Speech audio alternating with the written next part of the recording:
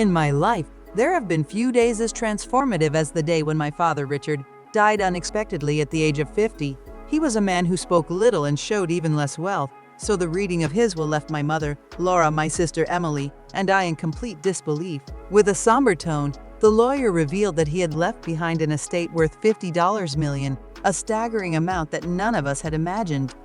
As the eldest son, I always expected to take over my father's small business and continue his legacy in a straightforward manner. But the will not only revealed his hidden wealth, but also presented an uneven distribution that favored Emily and myself over our mother. This revelation sparked a conflict within the family that led to a series of legal and emotional struggles. The immediate aftermath was chaotic. My mother, Laura, aged 45, was devastated. She could not understand how the man she had been with for 20 years had accumulated such wealth without her knowing, or why he had chosen to distribute it in such an unusual way. Her grief quickly transformed into suspicion and resentment, leading her to doubt the authenticity of the will. She felt excluded from a life that she had played an integral part in, which deeply affected her sense of trust and security. In the midst of this turmoil, Emily, aged 25, seemed unusually composed. She suggested that she might know more about our father's intentions than she had initially let on. Her calmness contrasted with our mother's despair and added another layer of tension to the already tense situation. As for me, I found myself in a difficult position. I was caught between my mother's increasing incredulity and the shocking reality of our new financial situation. I wondered why my father had made such decisions secretly, what had led him to amass this wealth discreetly, and why he had chosen to leave such a mysterious will.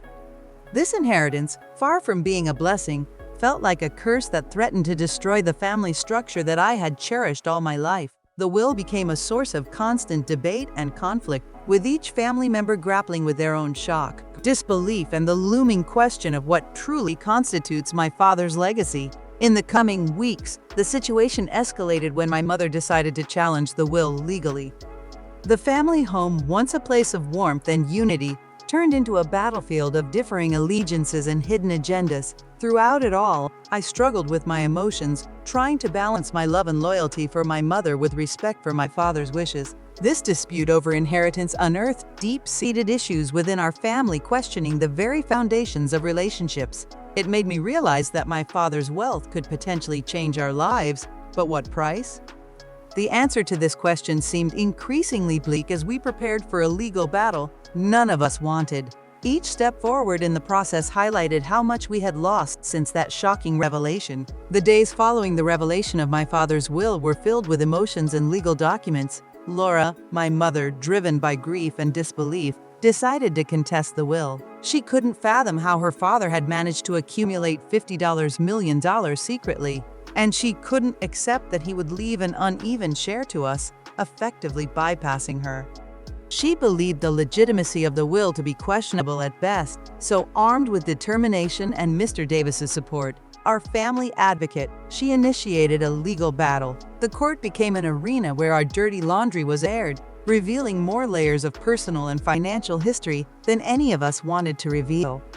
Laura's arguments in court were based on several points. She questioned whether my father had the mental capacity to make such decisions at the time the will was drafted, and suggested undue influence or coercion from external parties that we were not aware of. She also raised concerns about the possibility of a fraudulent will given the unexpected nature of the wealth and its allocation. Every court appearance was emotionally draining, but I stood by Laura's side, not fully convinced of her suspicions, but supportive nonetheless, understanding her need for clarity and closure. Emily, on the other hand, maintained a position that seemed to further isolate her from our mother, arguing that our father had the right to distribute his estate as he saw fit, and that questioning his motives was disrespectful and futile. As the legal proceedings dragged on, the strain on our family intensified. The public nature of the court case attracted media attention, which only served to amplify the spectacle. Reporters dug into my father's past, uncovering his silent partnerships and investments that had flown under the radar for decades. This media frenzy turned our personal ordeal into public entertainment, something none of us were prepared for. Amidst this turmoil, Mr. Davis played a critical role. His expertise in family law and his calm demeanor in the face of our family storm were invaluable. He navigated the complexities of the case with a level of professionalism that offered small comfort in our time of chaos. Yet, his attempts to mediate were often overshadowed by the raw emotions that surfaced with each revelation. The legal battle also forced me to reconsider my understanding of my father. Each session in court, each revelation of his hidden life, painted a picture of a man I thought I knew, but perhaps never really did. This inheritance, wrapped in mystery and legal tape, became a symbol of lost connections and hidden truths within our family. Throughout it all, my mother's determination never faltered. She pursued the case not just for a rightful share, but also as a search for truth about the man she loved and the life they built together. This fight, though fraught with legal complexities, was at heart a search for identity and recognition in the shadow of a legacy that suddenly became as enigmatic as it was monumental. The legal dispute over my father's will not only brought to light the hidden aspects of his financial life, but it also started to reshape relationships within our family. As the legal battle continued, Emily's perspective began to divide us more and more. Initially, she was as shocked as everyone else by the revelation of the will. But as the proceedings continued, her views shifted, aligning with the conditions laid out by our father. At 25 years old, Emily began to believe that our father, Richard, had reasons for the decisions he made about his estate. She suggested that these choices were deliberate and perhaps intended to teach us lessons we hadn't yet understood. Her stance brought her into direct conflict with our mother, Laura. Their conflict was rooted in a sense of betrayal and confusion over her exclusion from a substantial inheritance. Tensions between Emily and Laura escalated quickly, and family gatherings became battlefields where conversations about the will turned into heated debates over loyalty, intentions, and grief. Emily accused Laura of being unable to respect her father's autonomy in making final decisions, and Laura was hurt by Emily's lack of empathy and apparent disregard for her emotional turmoil. As a result, Emily isolated herself from Laura, and their once close-knit relationship began to fracture. Their relationship grew colder and more formal, in stark contrast to its previous warmth and closeness, causing pain for all involved. I found myself in the middle, trying to maintain peace and understanding between the two, while also grappling with my own conflicting feelings about the inheritance and its implications. The shift in Emily's allegiance also affected her relationship with me. We had always been allies, siblings united against whatever challenges came our way. However, the inheritance dispute revealed different philosophies between us concerning wealth, responsibility, and family loyalty. Emily's newfound assertiveness in claiming what she believed was rightfully designed by our father created an unexpected rift between us. Moreover, her arguments prompted me to reconsider my own stance. I began to explore the possibility that perhaps our father had intended this challenge as a catalyst for change or growth in our lives. This introspection was difficult and often lonely, as it seemed to put me at odds with my mother's grief-driven pursuit of justice and Emily's seeming pragmatic acceptance of the will's terms. As months passed, the inheritance issue continued to dominate our lives. Overshadowing all other aspects of our family's existence, the legal battle, fueled by these internal conflicts, attracted attention not only from family and friends but also from the wider community and media. This public scrutiny added another layer of stress and complexity to our already tense relationships. In this emotionally charged atmosphere, I often reflected on the deeper meaning of inheritance and legacy. The dispute forced us to face uncomfortable truths about our family values and ourselves. As Emily moved further away from our mother's emotional sphere, it became clear that the outcome of this legal and personal struggle would likely permanently redefine our family dynamics. Whatever the result, the scars of this conflict are destined to stay, shaping our relationships and individual paths for a long time to come. As the inheritance dispute unfolded, Mr. Davis, our family advocate emerged as a pivotal figure. His role transcended the typical boundaries of legal representation, as he found himself deeply involved in the emotional and legal complexities of our family crisis. His experience and calm demeanor became crucial as he navigated the turbulent waters of our family dynamics, trying to find a resolution that might save both our familial bonds and our financial interests. From the outset, Mr. Davies was acutely aware of the sensitive nature of the dispute, understanding that beyond the significant $50 million at stake was a grieving family trying to cope with the loss of their patriarch and the unexpected consequences of his will. His approach was methodical and empathetic, seeking to mediate between the conflicting interests within the family, while ensuring that legal proceedings were conducted fairly and diligently. Mr. Davis's strategy involved several key moves. First, he sought to establish clear communication channels among all family members, encouraging transparency and open dialogue. He arranged mediation sessions that included not just the immediate family, but also extended relatives who were affected by the fallout. These sessions were designed to air grievances in a controlled environment, allowing each family member to express their feelings and perspectives without the formalities and constraints of court proceedings. During these mediations, Mr. Davis listened carefully to each party's concerns, paying particular attention to my mother Laura, who felt marginalized by the will's provisions, as well as Emily and I, understanding our positions and potential reasons for our father's decisions. His ability to navigate these conversations tactfully and insightfully was instrumental in preventing further escalation of the conflict. Moreover, Mr. Davis used his legal expertise to explore all possible outcomes of the will contest. He outlined the potential scenarios, ranging from the complete reversal of the will to its complete execution as written. He also discussed the legal implications and likely timelines for each scenario. This clarity allowed us to prepare for the long-term consequences of the dispute and set realistic expectations about the financial and emotional costs involved. Another significant move by Mr. Davis was his effort to introduce independent experts into the case. These included forensic accountants who could provide a clearer picture of my father's financial activities and estate planning experts who offered insights into the possible motivations behind the structuring of the will. This holistic approach not only enriched our understanding of the legal landscape, but also provided a broader context for our father's decisions. It was crucial in softening some of the more accusatory tones within the family. Throughout the process, Mr. Davis remained a figure of stability and reason.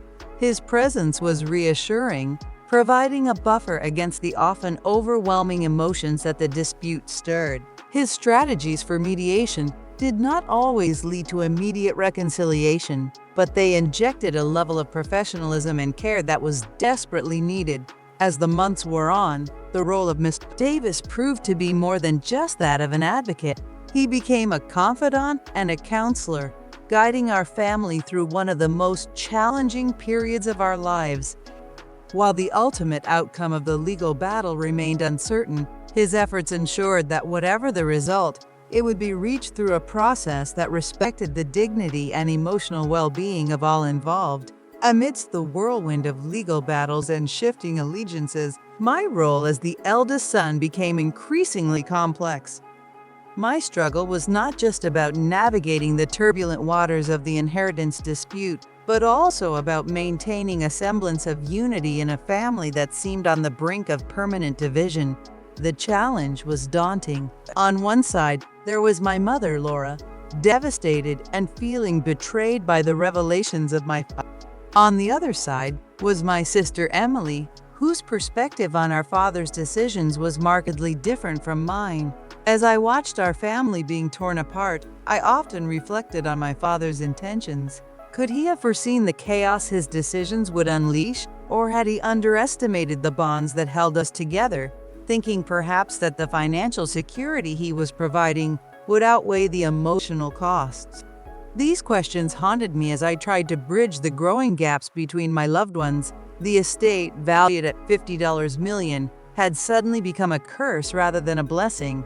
Greed and suspicion had infiltrated our interactions, replacing the warmth and trust that once defined our family. Each legal development or revelation seemed to drive a deeper wedge between us, with family members choosing sides in a battle that felt increasingly personal and painful. My efforts to mediate were met with mixed reactions. My mother, heartbroken and confused, leaned on me for support. Yet her pain made her wary of any discussions that seemed to undermine her stance against her will. Emily, meanwhile, viewed my attempts at peacemaking with a certain degree of skepticism, interpreting them as a lack of support for their father's expressed wishes. This delicate balancing act was exhausting, both emotionally and mentally. In seeking to understand both sides, I organized private meetings with each family member, trying to listen without judgment and speak without causing further harm. I encouraged open discussion about our feelings regarding the inheritance and memories of our father, hoping to find common ground in our shared loss. Furthermore, I contacted Mr. Davis for advice on navigating the legal implications without letting them destroy our family bonds. His guidance was invaluable, providing insights into the legal process and helping me communicate with my family in an informative but non-confrontational way. The media attention that our case attracted only added to the pressure. Reporters were eager to paint a sensational picture of a wealthy family at war, which brought unwanted public scrutiny to our personal ordeal. I found myself shielding my mother and sister from invasive questions and paparazzi, further complicating my role as the family protector. Through it all, I held on to the hope that we could find a solution that respected both my father's intentions and the needs of all family members. This hope was repeatedly tested as the case dragged on, with each court appearance and legal maneuver pushing us further apart. In my heart, I knew that the real struggle was not about the millions left behind, but about preserving the legacy of our family unity and the values we wanted to uphold. The fight to maintain these amidst the chaos of greed and grief shaped my journey as a brother and son during this turbulent time, just when we thought the contours of our family crisis were defined by the existing $50 million inheritance. A new twist emerged that deepened the complexity of our situation. Further investigation into my father's financial affairs uncovered additional assets that had been cleverly concealed in various investments and offshore accounts. This revelation came as yet another shock to us all, casting new doubts on what we thought we knew about my father, Richard, and his legacy. The discovery of these hidden assets was brought to light through the diligent work of forensic accountants hired by Mr. Davis. Their findings indicated that the $50 million estate previously identified was only part of a larger portfolio meticulously arranged to avoid detection. The reasons behind my father's secrecy became an even more pressing question, complicating emotions and legal strategies surrounding will contestation. As the eldest son and a pivotal mediator in the family, I found myself at the forefront of this new development. The revelation had a dual impact. It intensified greed and conflict among extended family members and potential claimants, while simultaneously providing a potential avenue for a more equitable resolution among immediate family if handled correctly. The nature of additional assets varied widely, ranging from real estate holdings in multiple countries to investments in private companies and substantial stock portfolios. The magnitude of this discovery necessitated a re-examination of the inheritance dispute, leading to a strategic shift in our legal strategy. Mr. Davis suggested that this could be an opportunity to negotiate a settlement that might satisfy all parties more comprehensively, potentially quelling the brewing storm within the family. However, the negotiations were anything but straightforward. The presence of more assets meant there was more to argue over, and tensions escalated as each family member reassessed their stance. My mother, already deeply mistrustful of the circumstances surrounding the will, became even more adamant that her exclusion was a deliberate act of betrayal. Emily, on the other hand, saw this as further validation of our father's foresight and financial acumen, arguing that it was proof of his intention to provide for us in ways that were beyond conventional. In the midst of these conflicting perspectives, my role became increasingly complex. I had to navigate not only the emotional landmines within our family, but also the intricate legal implications of newly discovered assets. My goal was to foster a resolution that would bring peace to our family, yet with every new discovery that goal seemed to be further out of reach. The negotiations over these additional assets involved numerous rounds of discussions, mediated by Mr. Davis. He had to balance legal advice with psychological insight into the family dynamics. These discussions were difficult and often emotional, as old wounds were reopened and new suspicions arose.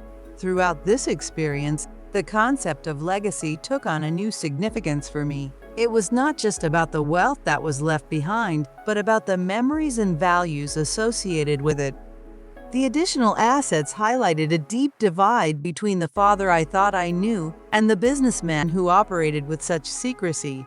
As we moved forward, the struggle to reconcile my father's dual legacies, his role as a family man and his identity as a secretive financier, continued to challenge our ability to come together as a family and heal from revelations. The path to resolution was fraught with legal and emotional hurdles, but it was a path that we needed to navigate carefully, balancing the practical realities of wealth with the emotional realities of family ties. The legal proceedings, steeped in complex financial revelations, took a deep personal turn during the testimony that was meant to unravel the intentions behind my father's will. These court sessions were emotionally charged events that exposed the underlying rifts within our family, which had been simmering for years beneath the surface. As the eldest son, I watched with heavy heart as each member of the family took the stand in the courtroom filled with lawyers, reporters, and curious onlookers. The court served as a backdrop to the raw emotions displayed by my mother Laura and my sister Emily. Their testimonies shed light on their pain, hopes, and betrayal. Laura's testimony was particularly heart-wrenching. She spoke about her life with her father, Richard, painting a picture of a partnership based on mutual respect and shared decisions. Her voice broke as she described the later years of their marriage, when Richard became more secretive. She attributed this change to the stress of his work, but now believes it was linked to his secret accumulation of wealth. Laura expressed her feelings of betrayal not just by the content of the will, but by her entire married life, which she saw in a different light after learning about the secret wealth. Emily's perspective, however, was markedly different. When it was her turn, she defended our father's decisions as acts of a man who was not only ensuring his family's financial security, but also imposing a test upon us. She argued that our father's will was a challenge for us to rise above our petty grievances and to handle his legacy with maturity and grace. Her testimony was firm and composed, but it did little to bridge the growing divide between her and our mother. During my own testimony, I strove to provide a balanced view, acknowledging both my mother's pain and my father's probable intentions. I spoke of the man I knew, a loving father and a savvy businessman who perhaps failed to see the emotional ramifications of his secretive financial planning. I also highlighted the additional assets discovered, emphasizing the need for a transparent and fair resolution that could honor his complex legacy without further damaging our family bonds. Mr. Davis, our advocate, played a crucial role during these sessions. He navigated the legal intricacies and emotional landmines with a finesse that only someone deeply familiar with the family could manage. His objective was not just to win a case, but to mend a family, if possible. The emotional toll on our family from these testimonies was immense. The courtroom often felt like a pressure cooker with old grievances and unresolved issues coming to the fore. The process was cathartic in some ways, but incredibly destructive in others. Relationships that took decades to build were fracturing before our eyes, held together only by the thin hope of a resolution that could somehow address both the emotional and financial needs of all parties involved. The impact of these testimonies went beyond the courtroom. They were discussed and analyzed by the media, transforming our personal pain into public spectacle.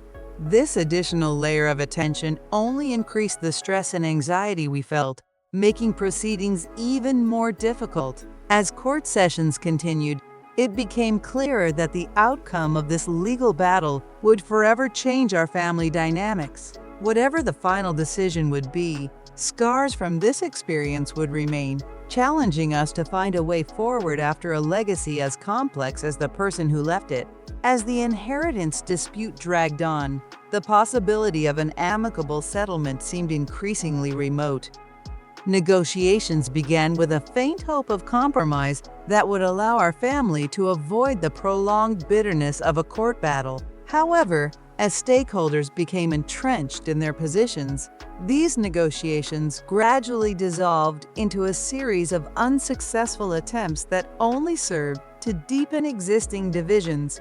The initial stages of negotiations saw some promising moments. Mr. Davis orchestrated several mediations aimed at fostering dialogue that might lead to a mutually agreeable resolution.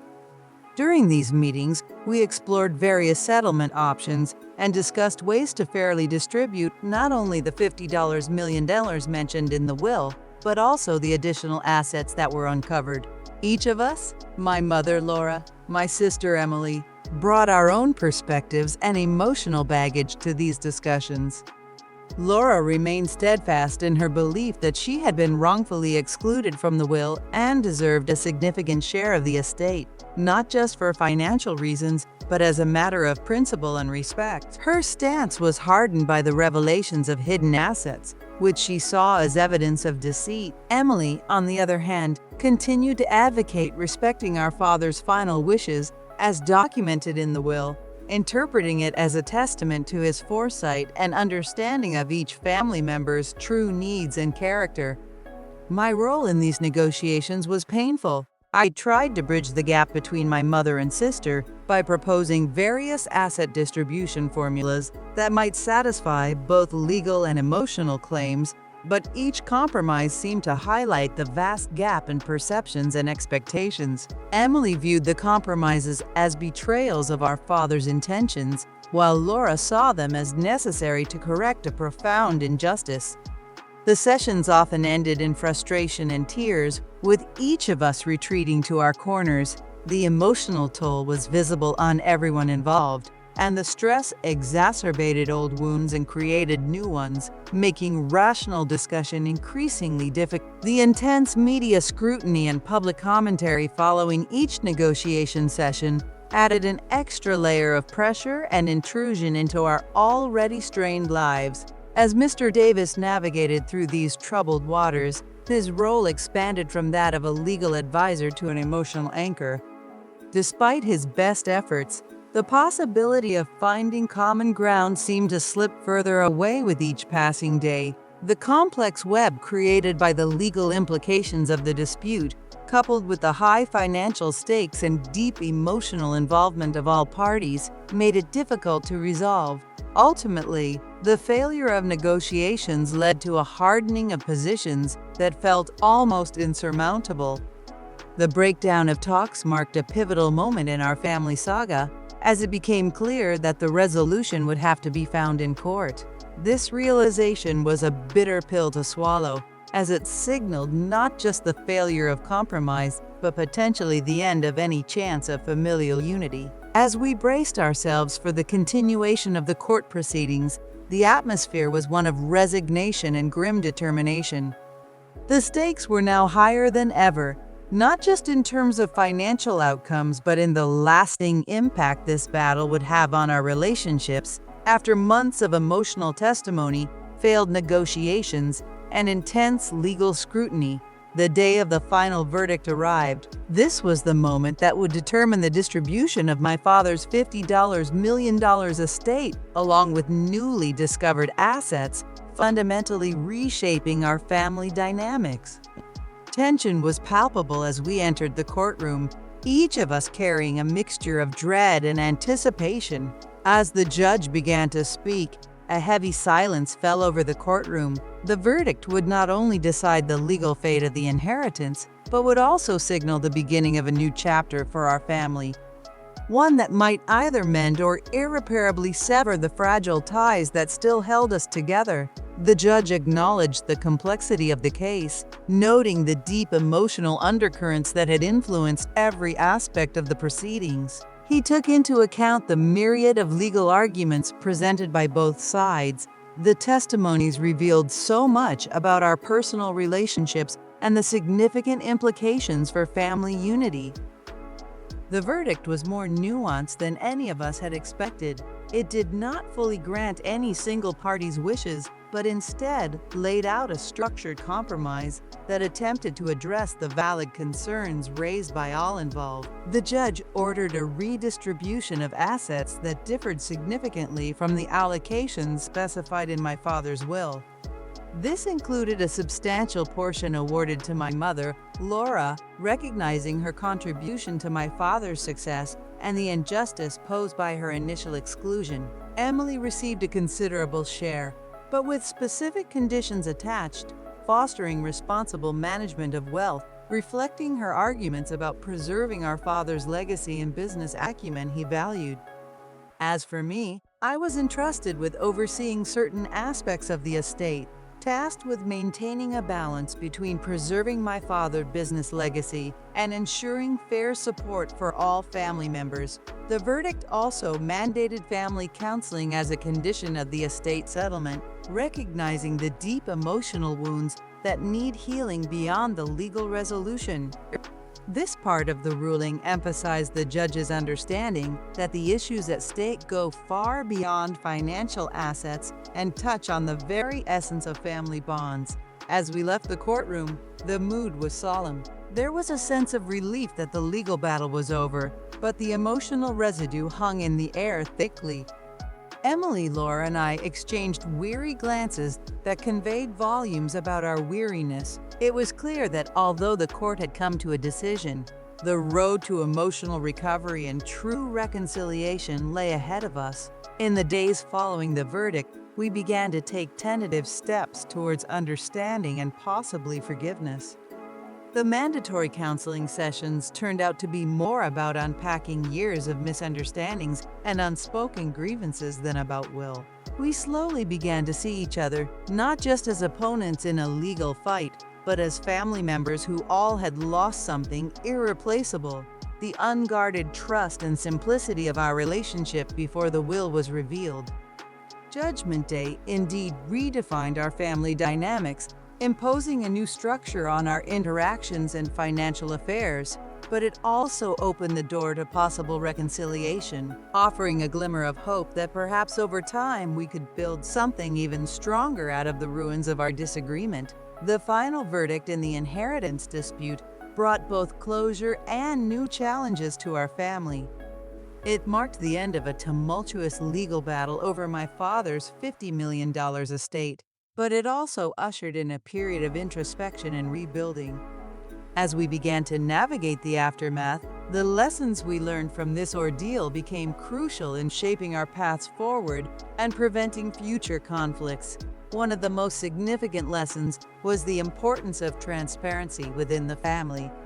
The secrecy that had surrounded my father's financial dealings was a major catalyst for the dispute. Moving forward, we committed to open lines of communication regarding financial decisions, ensuring that no family member would feel blindsided or excluded. This commitment extends beyond mere financial disclosures and includes more frequent and honest discussions about personal expectations and concerns. Another critical lesson was the value of legal and financial planning. The complexities revealed through court proceedings highlighted the need for clear, well-documented estate plans that take into account not only legal requirements, but also the emotional and relational dynamics of the family. We learned that this planning should not be a secretive affair, but a collaborative process involving all stakeholders. This approach helps to mitigate misunderstandings and provides a clear framework for future generations. The mandatory family counseling sessions proved to be a transformative experience. These sessions taught us the importance of addressing underlying issues before they escalate into full-blown conflicts. Through them, we began to better understand each other's perspectives and grievances, facilitating a gradual healing process. Listening, Truly listening to one another is as important as any legal document when it comes to maintaining family harmony.